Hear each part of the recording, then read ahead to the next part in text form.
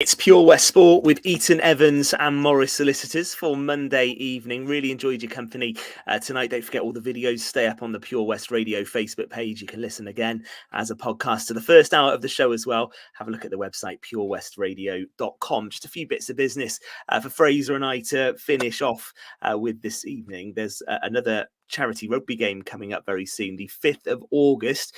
The Pembrokeshire County side will play the Pembrokeshire Refineries squad. And Fraser, this is a fixture we've covered on the show over the last few years, and it's great for charity, obviously, and we'll talk about what it's raising money for in just a sec, but also always some interest in the players that get picked and who takes part in it.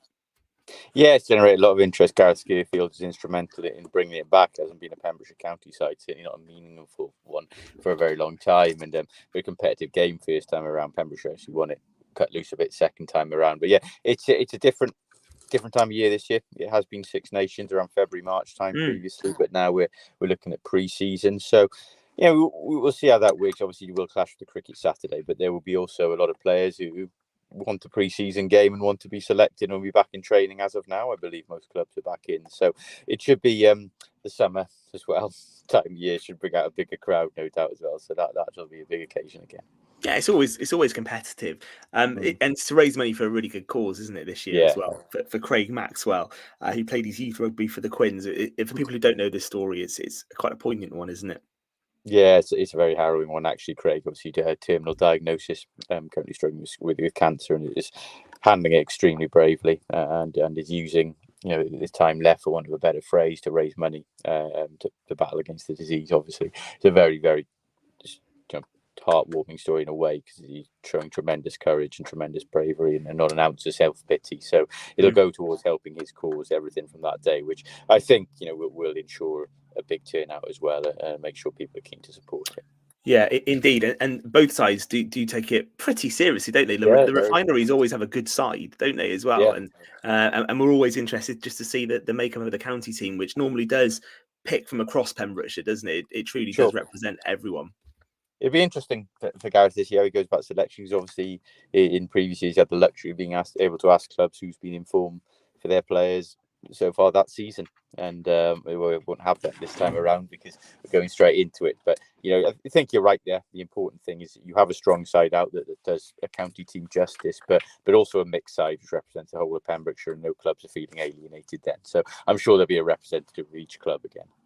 Yeah, indeed. Okay, we'll have more on that, no doubt, before the 5th of August, but good to see some rugby back, and that's a fixture we always look forward to for a whole variety of reasons. That's the county side against the Pembrokeshire Refineries team, 5th of August, as we say.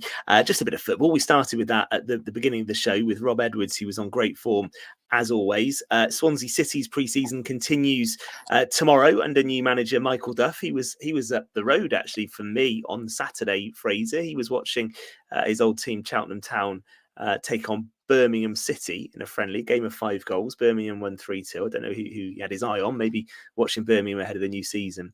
A few injuries, though, for the Swans in pre-season so far, as Duff makes his mark.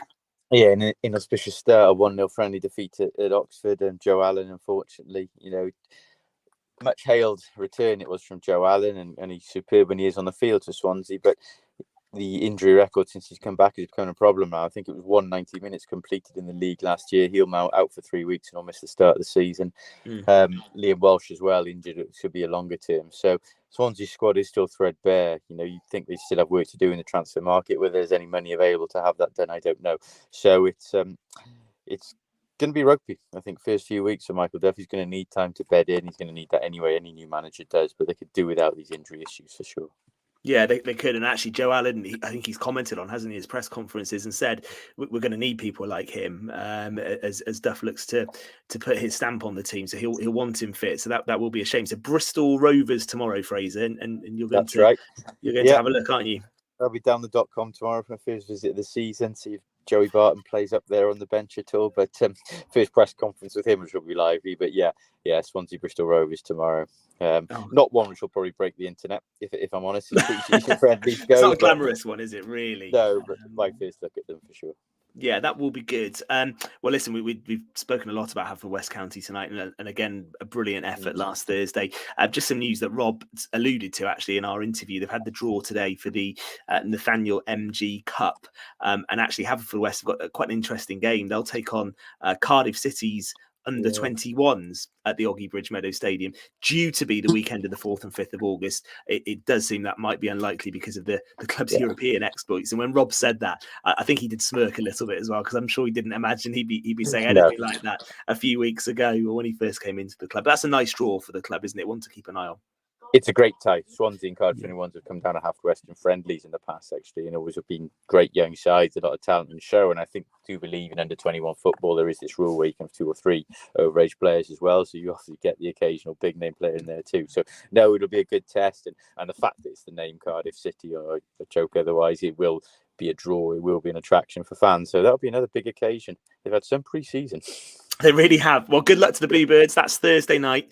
Of course, they go to the Faroe Islands to take on B36. Good luck to Tony Pennock and Rob and all the players with that. Fraser, thank you for your company this evening. Thoroughly enjoyed it. We will be back again next Monday from 7 live, of course, every week on the Facebook page between 8 and 9. We'll do it again next Monday. It's the Red Thread with Tim Cooper next on Pure West Radio. Good night.